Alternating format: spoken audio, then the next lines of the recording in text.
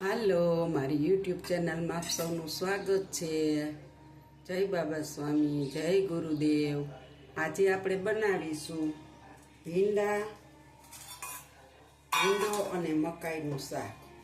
એને માટે મેં એક મકાઈનો ડોડો 2 બટકા કરી અને બાફી લીધો છે। એના આપણે દાણા કાઢી લેશું અને આ ભીંડો છે ને એને આપણે કડાઈમાં તળવા માટે મૂકી દેશું। આપણે ગેસ ચાલુ કરી દીધો।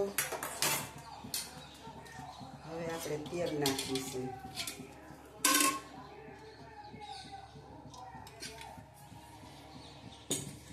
અને આપણે ભીંડાને તળી લેશું અને આપણે એટલા ગાંઠિયા છે ને એને આપણે ભૂકો કરી લેશું।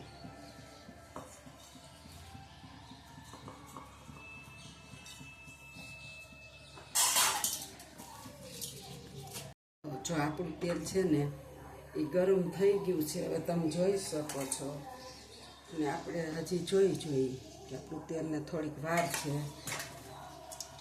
જો આપણું તેલ હવે ગરમ થઈ ગયું છે અને બધો ભીંડો એમાં તળવા નાખી દઈશું આપણે।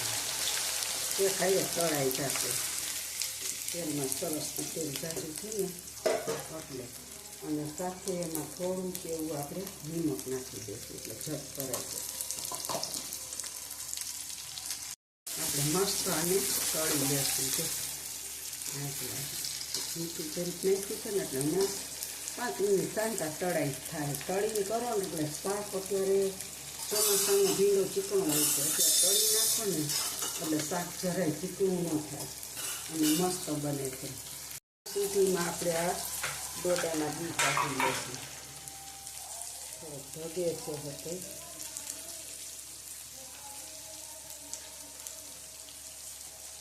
આપણે આવી રીતના બધા બી કાઢી લેવાના છે આ 2 ડોડાને। સાથે આપણે ભીંડાને પણ થોડો ફેરવતા જાવું અલગ અલગ।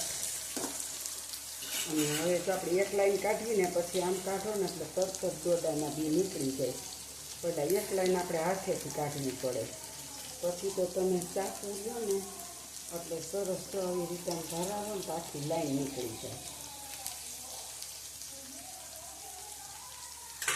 તો આપણે આવી રીતના ડોડાના બી કાઢી લેશું અને થોડીક વાર 2 મિનિટે ભીંડાને પણ પલટ પલટ કરતા રહેશું એટલે આપણો ભીંડો પણ સારો તળાઈ જાય।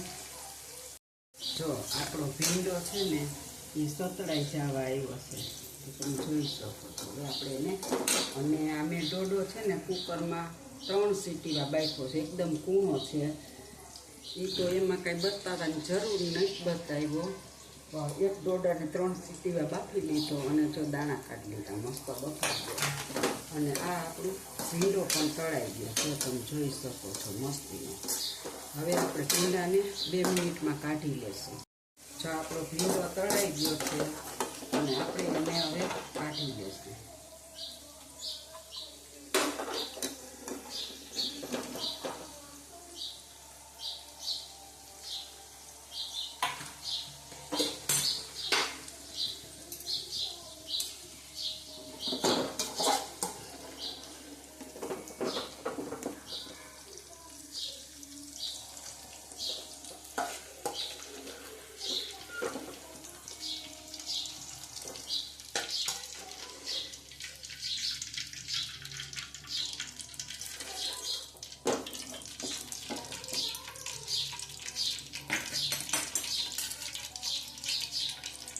આપણે જો ભીંડો તળાઈ ગયો તો કાઢી લીધો છે।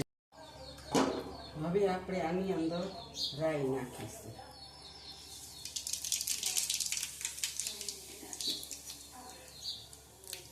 અને થોડી હિંગ નાખી દઈશું।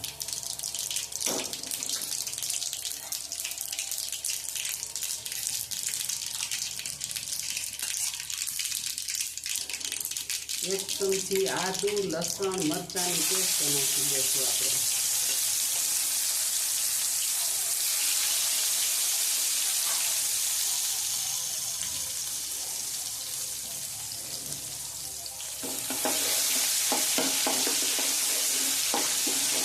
હવે આપણે ટમેટા નાખીશું કારણ કે આપણું ભીંડાનું શાક તો સતળાઈ ગયું છે, ખાલી આપણે એને તળવા પૂરતું છે, તો તમે જોઈ શકો છો. અને હવે આપણે આ લસણવાળી ચટણી લીધી છે ને આપણે પલાળી દઈશું.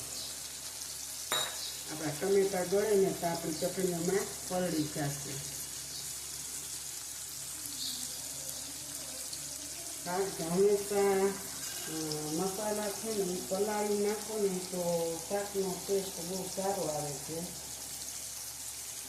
તો આપણે આમાં હળદર અને ધાણા જીરું પાવડર અને હવે આપણે આમાં નિમક નાખી દઈશું થોડું મસાલામાં. તો આપણો મસાલો આપણે પલાળી લીધો છે. લસણવાળી ચટણી, હળદર, ધાણા જીરું, મીઠું.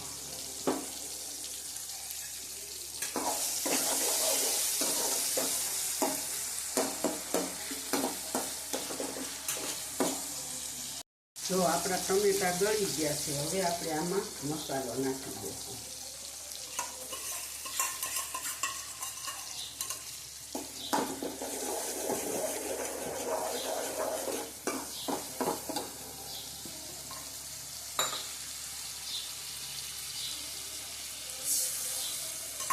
અને સાથે આપણે લીલી કોથમીર નાખશું અને સૂકેલી કોથમીર નાખી દઈશું. કારણ કે હું સૂકેલી કોથમીર તો રાખું છું, આમાં નાખીશ, પછી ઉપર લીલી કોથમીર આપણે નાખીશું ધાણા ખાતી.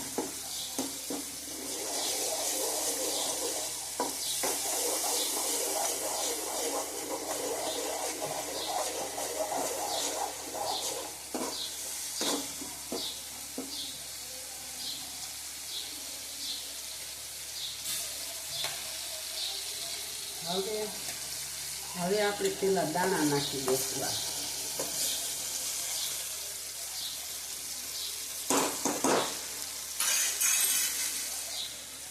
કારણ કે દાણા છે ને ભીંડાને મસાલો ચડતા વાર નથી લાગતી, દાણાને મસાલો ચડતા થોડીક વાર લાગે.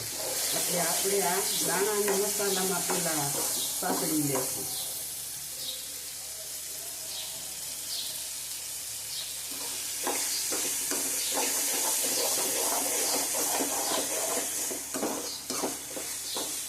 તમે ક્યારે આ ભીંડાનું અને મકાઈનું શાક ખાધું હોય તો મને કોમેન્ટમાં લખજો. બહુ મસ્ત બને છે ભીંડા મકાઈનું શાક,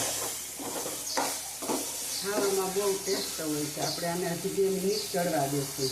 આપણું તેલ પણ છૂટું પડી ગયું છે, જોઈ શકો છો. ચારેકો તેલ ઉપર આવી ગયું છે અને મસ્ત બની ગયું છે.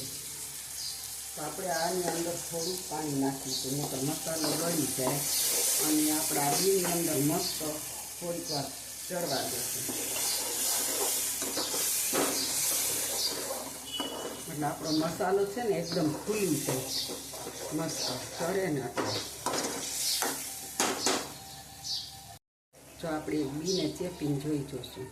જો આપણે મસ્ત બી ચડી ગયા છે, તમે જોઈ શકો છો.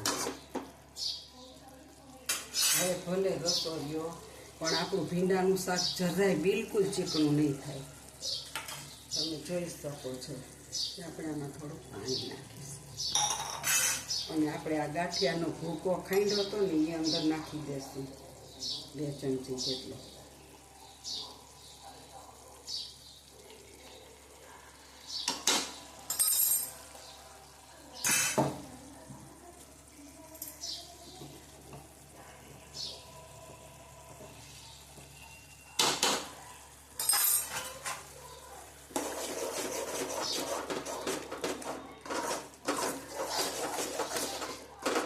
બની ગયું ને મસ્ત ગ્રેવી શાક.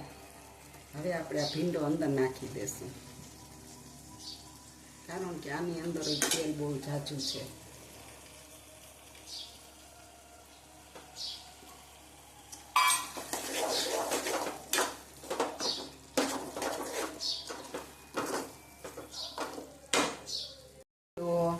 જો આપણું શાક મસ્ત બની ગયું છે અને તેલ પણ ઉપર આવવા લાગ્યું છે, તમે જોઈ શકો છો. હું તમને દેખાડું, જો બધું તેલ ઉપર આવવા લાગ્યું છે અને શાક આપણું મસ્ત બની ગયું છે. જોતા જ ખાવાનું મન થઈ જાય એવું શાક બન્યું છે. તો તમે જોઈ શકો છો. જો કેટલું આમાં ગરમ મસાલો નાખી શકો, પણ અમારે ગરમ મસાલો કોઈને ફાવતો જ નથી. એટલે જણાને ફાવે તો માથે છાંટીને ઠામમાં લે ને ત્યારે, એટલે અમે નથી નાખતા. જો હવે આપણે બંધ કરી દઈશું. તમે જોઈ શકો છો બધું તેલ ઉપર આવી ગયું, અને હમણાં પાછું તેલ ઉપર હોત આવી જશે. બધું થોડીક વાર ઠરશે ને તા આપણે ગેસને બંધ કરી દીધો છે, અને થોડીક વાર આપણે આને ઠરવા દેશું. હવે આપણે ધાણા ભાજી છાંટી દેશું લીલી. આપણે સુકેલ કોથમીર તો આપણે સાતળવામાં નાખી દીધી, એટલે એની ફ્લેવર બહુ સરસ આવે છે. દેશી કોથમીર છે એટલે. અને આ ઉપરથી આપણે થોડીક લીલી ભાજી નાખી દીધી. તો જો આપણું શાક બિલકુલ તૈયાર થઈ ગયું છે. અને આ ભીંડા અને ડોડાના બી એની રેસીપી જો તમને સારી લાગી હોય તો લાઈક કરજો, શેર કરજો, બેલ બટન દબાવવાનું ભૂલતા નહીં. અને તમે ન બનાવ્યું હોય ને તો ચોક્કસ બનાવજો, અને બનાવી અને ખાઈને મને કોમેન્ટમાં લખજો કે કેવું બન્યું. બહુ મસ્ત બને છે. તો રેસીપી સારી લાગે તો લાઈક શેર કરજો. આવજો. જય બાબા સ્વામી. ફરી મળશું આવતા વિડીયામાં.